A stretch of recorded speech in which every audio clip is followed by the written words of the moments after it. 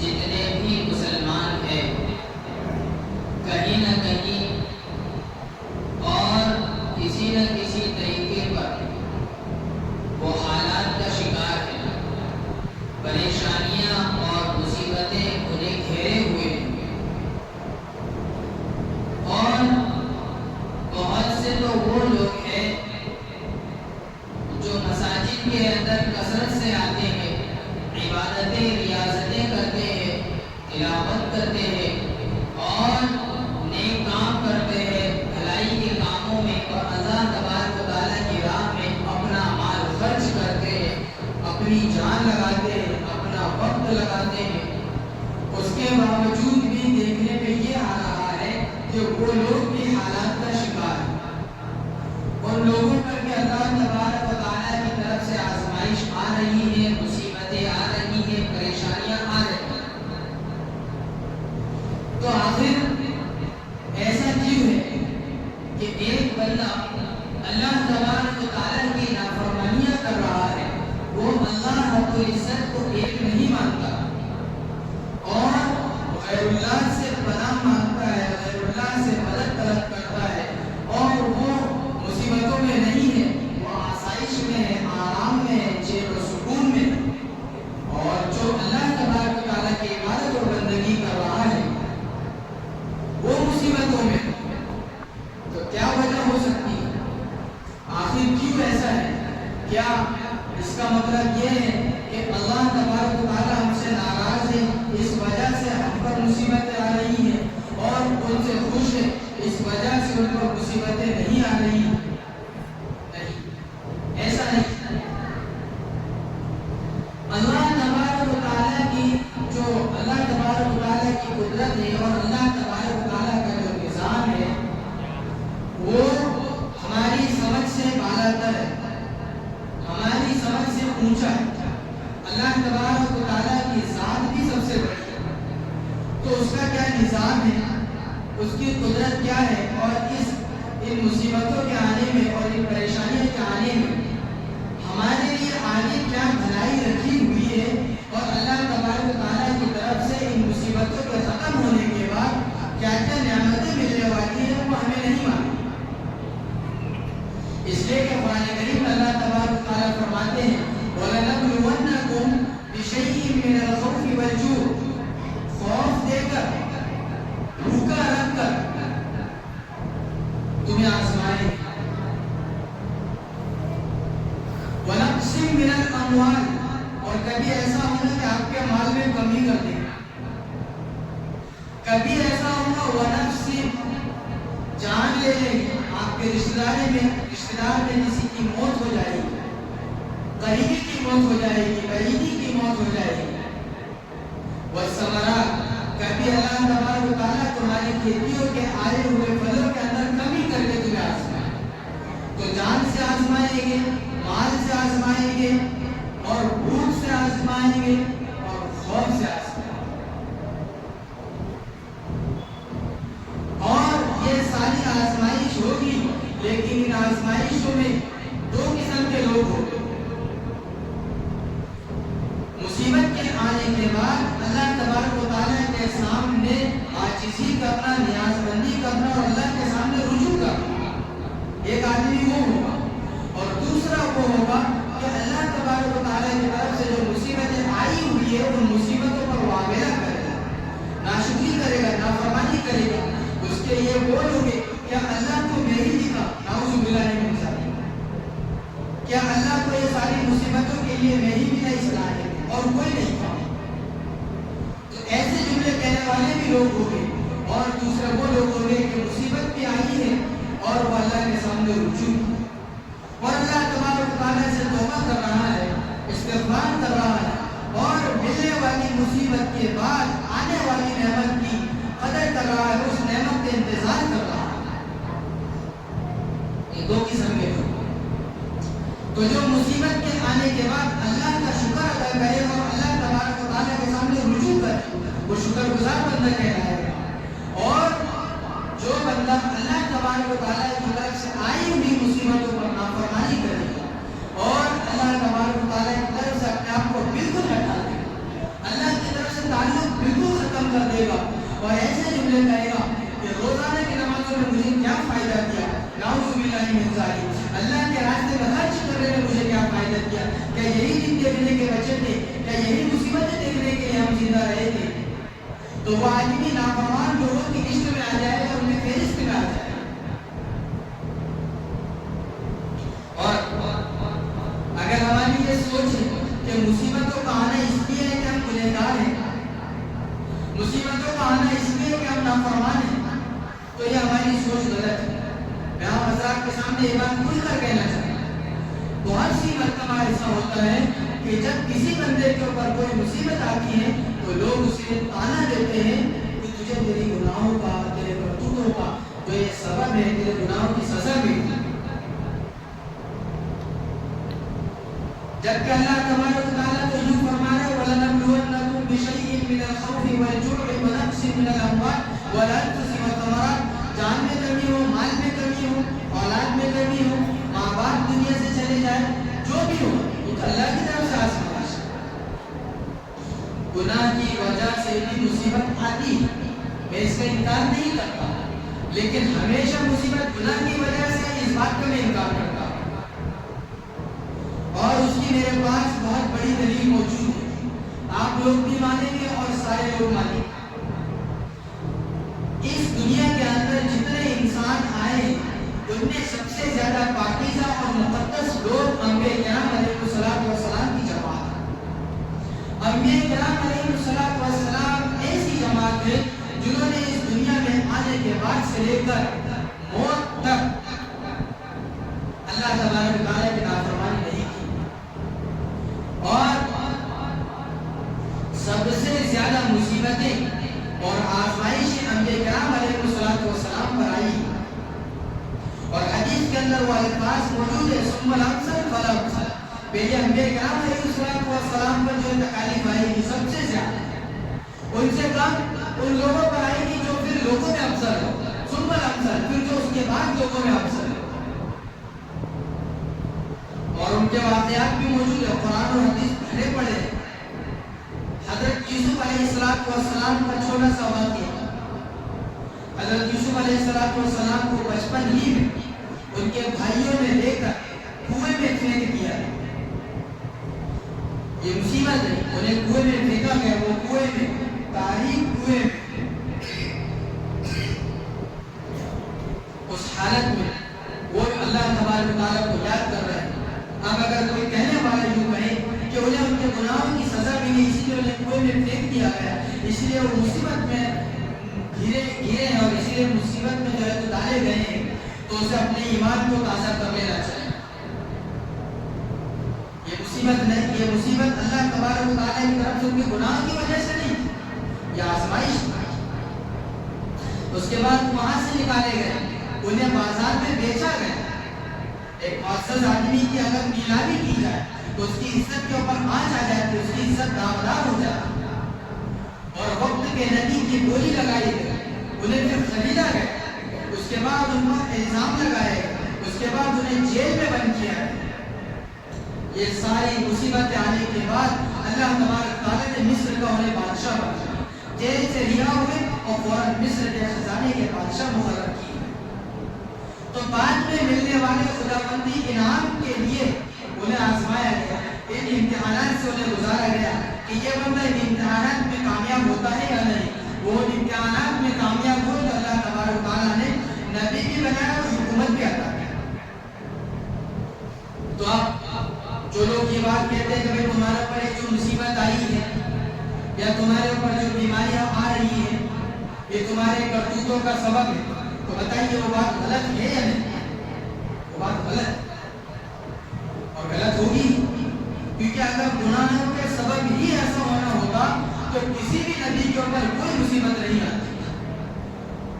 1,24,000 تقریباً انبیاء کرام علیہ السلام اس دنیا میں آئے ہیں، اور انبیاء کرام علیہ السلام کے اوپر مستقل کتابیں لکھی ہوئی موجود ہے، اور قرآن کریم کے اندر بھی بہت سے انبیاء کرام علیہ السلام کا تذکرہ ہے، مِنْهُمْ مَنْ قَصَصْنَا عَلَيْكَ وَمِنْهُمْ مَنْ لَمْ نَقْصُصْ عَلَيْكَ، کہ بہت سے انبیاء کرام کا تذکرہ جو تمہارے سامنے بیان کیے ہیں، اور بہت سے انبیاء کرام کا تذکرہ فضیلت ہمارے سامنے بیان ہم نے نہیں کیا ہے. اس لیے کہ روایتوں میں یہ تک موجود ہے کہ بنی اسرائیل میں ایک ایک دن میں 70 انبیاء کرام علیہ السلام کا قتل ہوا ہے. انہیں بیچ میں سے چیرا گیا. یوسف علیہ السلام کا تذکرہ, حضرت ابراہیم علیہ السلام کا بھی تذکرہ آپ کو بتاؤں. حضرت ابراہیم علیہ السلام کے اوپر مصیبتوں کی شروعات ہوئی. ایسے گھر میں آپ کی ولادت باسعادت ہوئی جس گھر میں بتوں کو بیچا جاتا تھا, اور آپ وقت کے نبی بننے والے. اپنے باپ نے اپنے ہی گھر سے انہیں نکالا. بادشاہ نے انہیں برہنہ کر کے آگ میں پھینکا. آگ سے نکلنے کے بعد انہیں جو ہے وہاں سے نکالا گیا. وہاں سے نکلے بیابان جنگل میں گئے, اپنے بیوی بچوں کو چھوڑا اور دین اسلام کی دعوت دیتے رہے. پھر واپس آئے. ساری قربانیاں جھیلنے کے بعد, برداشت کرنے کے بعد, اور اللہ تبارک و تعالیٰ کی طرف سے یہ ساری آزمائشوں کو پورا کرنے کے بعد اللہ نے اتنے انعامات سے نوازا کہ انہی کی اولادوں میں سے انبیاء کرام علیہ السلام کا سلسلہ جاری کر دیا. انہی کی اولادوں کے ذریعے سے زمزم کا کنواں نکلا, اور جس زمزم سے آج تک ہزاروں سال ہونے والے ہیں, آج تک اسے پانی کیا جا رہا ہے اور ہر آدمی اسے تعظیم سے پیتا ہے. انہی کے ذریعے سے خانہ کعبہ کی تعمیر کروائی گئی, اور ہمیں آج بھی یوں کہا جاتا ہے کہ ہم ملت حنیفی کی پیروی کرنے والے ہیں. یعنی وہ دین, وہ شریعت جو ابراہیم علیہ السلام لے کر آئے, وہی طریقہ محمد عربی صلی اللہ علیہ وسلم کا ہے. تو یہ انعام ملا کب؟ جب انہوں نے قربانیاں, جب انہوں نے یہ ساری تکالیف برداشت کی.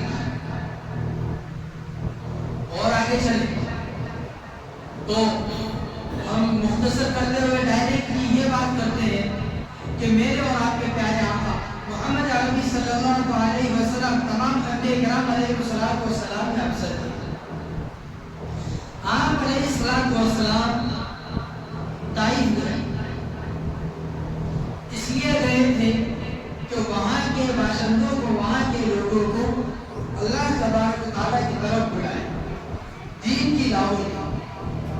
طائف کے لوگوں نے آپ کے ساتھ کیا کیا؟ آپ کو پتھروں سے مارا, آپ کو گالیاں دی, آپ کے پیچھے کھڑے رہ کر نوجوانوں نے تالیاں بجائے اور آپ کو گالیاں دی, اور آپ کو اپنے اس علاقے سے نکالا. آپ لہو لہان ہو گئے. یہ مصیبت تھی, یہ تکلیف تھی, اور اللہ تبارک و تعالیٰ کی طرف سے آزمائش تھی. صبر کی اور چلتے گئے. وادی نخلا میں پہنچے. تہجد کی نماز میں آپ علیہ السلام کھڑے, قرآن کریم پڑھ رہے, اور جناتوں کو آواز آئی قرآن کریم پڑھنے کی. جنات متوجہ ہوئے اور وہاں قریب پہنچے. وَإِذْ صَرَفْنَا إِلَيْكَ نَفَرًا مِنَ الْجِنِّ يَسْتَمِعُونَ الْقُرْآنَ, کہ جنات جب متوجہ ہوا, وہی صرفنا, ہم نے ان کو متوجہ کیا. تو ایک جماعت توڑنی وہاں پر پہنچی, اور آپ علیہ السلام کا تہجد کی نماز میں قرآن سنا. فلما حضروا, پھر حاضرین باتیں کر رہے تھے, جو جنات کی جماعت موجود تھی وہ باتیں کر رہے.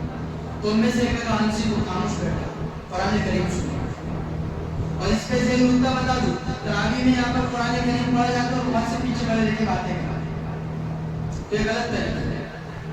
فلما حضروا قالوا انصتوا, پھر اس کے بعد وہاں پر قرآن کریم سنا, اور ایک بہت بڑی جماعت جناتوں کی جو ہے اسلام میں داخل ہوا.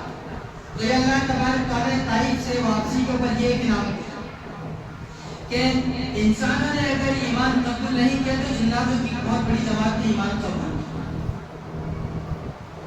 اور دوسرا انعام اللہ تبارک تعالیٰ نے یہ دیا کہ طائف کے اس واقعے کے بعد اللہ تبارک تعالیٰ نے اپنے محبوب محمد عربی صلی اللہ علیہ وسلم کو اپنی بارگاہ میں بلایا, یعنی معراج کا سفر کروایا اور اپنے روبرو حاضر کروایا. محبوب سے ملاقات کا شرف ملا, یہ بہت بڑا انعام ہے. تو آزمائشیں اور مصیبتیں اور تکلیفیں آنے کے بعد اگر آدمی صبر کرے اور اللہ تبارک و تعالیٰ کے حضور استغفار کرے اللہ تبارک و تعالیٰ کے سامنے رجوع کرے اور اللہ تبارک و تعالیٰ سے بعد میں ملنے والے انعامات کا یقین رکھے تو وہ شکر گزار بندوں میں شامل ہو جائے۔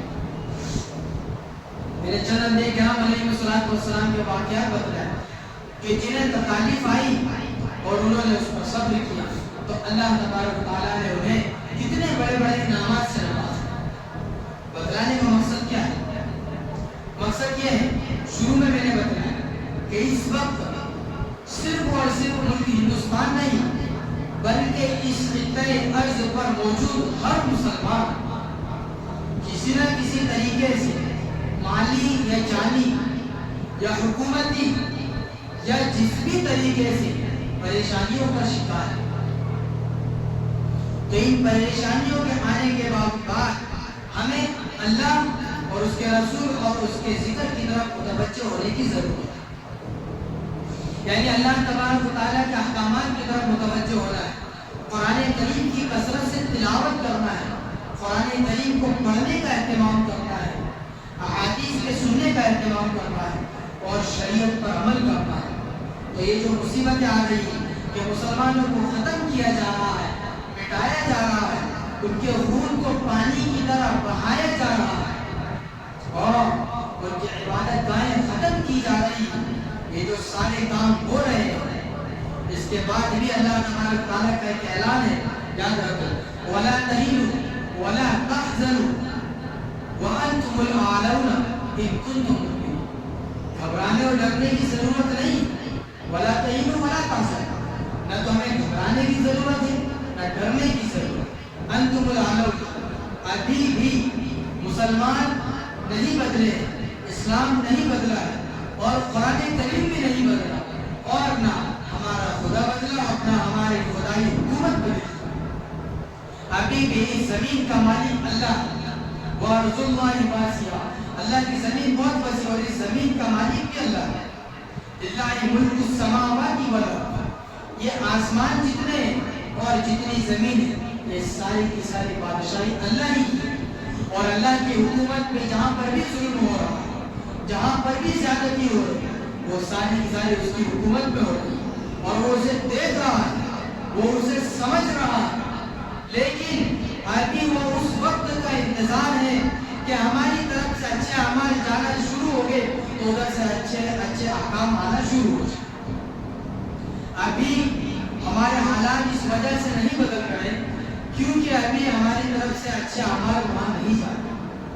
اچھے اعمال زمین سے جب آسمان کی طرف اٹھے گی تو آسمان سے اچھے فیصلے زمین پر اترے گی، تو زمین پر اگر اچھے فیصلے کروانا ہے تو اپنے احکامات بدلنا پڑے گا، اپنے اعمال بدلنا پڑے گا، اپنی زندگی بدلنا پڑے گا اور اپنے دلوں کو کینہ کپٹ سے، حسد سے، بغض و عداوت سے، نفرت سے، کچھ لوگ تو کسی سے مسلمان ہونے کی بنا پر نفرت کرتے ہیں، کسی رشتہ دار کے رشتہ دار ہونے کی بنا پر نفرت کرتے ہیں، یہ ساری نفرتیں ہمیں ختم کرنا ہوگا، یہ ساری عداوتیں ختم کرنا ہوگا۔ جب دل میں سے یہ ساری چیزیں نکل جائے گی تو ہمارے دل میں صرف ایک اللہ بس جائے گا، اور جس کے دل میں صرف اللہ بس جائے، اس کا رسول بس جائے، اس کے احکامات بس جائے تو وہ وقت کا ولی بن جائے گا۔ پھر اس کے اوپر اگر مصیبتیں بھی آئے گی تو اس مصیبتوں کے آنے پر بھی اللہ تبارک و تعالیٰ کا شکر ادا کرے۔ کچھ بزرگوں کی یہ مثال لکھی ہے، ان کے واقعات یہ لکھے ہیں کہ جب ان پر 4-5 روز ایسے گزرتے کہ کوئی مصیبت نہیں آتی تو وہ اللہ تبارک و تعالیٰ سے دعا کرتے کہ کیا بات ہے کہ اللہ مجھ سے تو ناراض ہے جو مجھ پر اب تک کوئی مصیبت نہیں پہنچی۔ اور یہ جو ہے ایک اس طریقے پر سلسلہ بھی چلتا ہے کہ جس آدمی کو جس سے محبت ہوتی ہے، جس سے انسیت ہوتی ہے، وہ اسی کو ستاتا ہے، اسی کو آزماتا ہے، اسی کو پریشان کرتا ہے، تو ہو سکتا ہے کہ اللہ تبارک و تعالیٰ کو ہم ہی سے محبت ہو اور ہم سے ہی اللہ تبارک و تعالیٰ جو ہے مذاق کر رہا ہو اور ہم ہی کو اللہ تبارک و تعالیٰ آزما رہا ہو۔ والذین آمنوا اشد حبا للہ، کہ اللہ تبارک و تعالیٰ کو مسلمانوں سے، مومنین سے زیادہ محبت ہے، بہت زیادہ محبت ہے۔ تو کہنے کا مقصد یہ ہے کہ جو حالات ہم پر آ رہے ہیں، ان حالات کے آنے کے زمانے میں ہمیں کیا کرنا ہے؟ ہمیں 3-4 کام کرنے ہیں۔ ایک تو یہ کرنا ہے کہ ہر وقت اور ہر کام میں اللہ تبارک و تعالیٰ کی مدد کو شامل حال کرنا ہے، ہر کام میں اللہ کی مدد کرنا ہے۔ اور جس طریقے پر بڑے کیا کرتے ہیں کہ ہر کام کے شروع کرنے سے پہلے بسم اللہ کرنا، تو یہ بھی اللہ کی مدد ہے۔ تو ہمیں ہر کام کے شروع کرنے سے پہلے اللہ کی مدد طلب کرنا ہے، ہر کام پر کام حلال ہونا چاہیے۔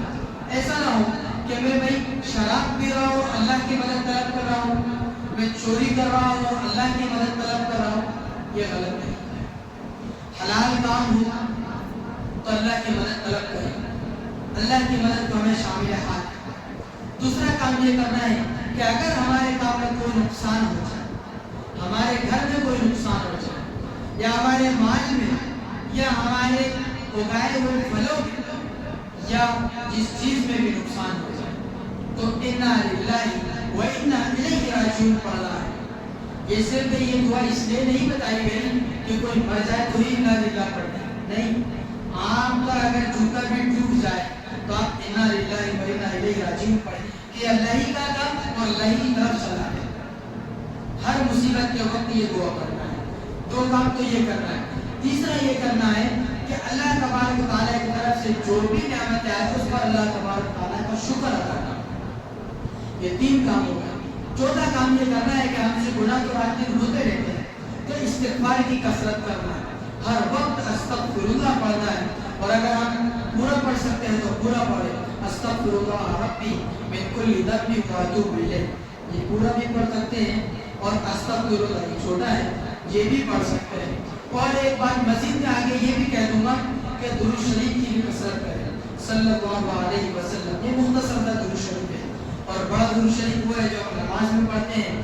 تو جو بھی درود شریف آپ لوگوں کو یاد ہو تو درود شریف کی کثرت ہم کریں گے تو اللہ کے نبی علیہ السلام کی جو روح ہے وہ ہماری طرف متوجہ ہو، تو ہماری مصیبتیں ختم ہوگی، اور استغفار کریں گے تو اللہ تبارک و تعالیٰ کے ساتھ ہماری طرف متوجہ ہوگی، اور مصیبت کے وقت انا للہ پڑھے تو بھی اللہ کی ذات ہماری طرف متوجہ ہوگی، اور کام کے شروع کرنے سے پہلے ہم اللہ تبارک و تعالیٰ کی مدد طلب کریں گے تو بھی اللہ تبارک و تعالیٰ کے ساتھ ہماری طرف متوجہ ہوگی۔ جب ہم یہ 4-5 کام کریں گے تو انشاءاللہ ہماری دنیا بھی بہتر ہوگی، ہماری آخرت بھی بہتر ہوگی، اور ہمارا کوئی کام نقصان والا نہیں ہوگا۔ بظاہر نقصان دکھے گا پر اس کام میں کوئی نقصان نہیں ہوگا۔ اللہ تبارک و تعالیٰ تمام کو ان تمام کاموں پر کے سنت سے عطا فرمائے۔ دعا خدا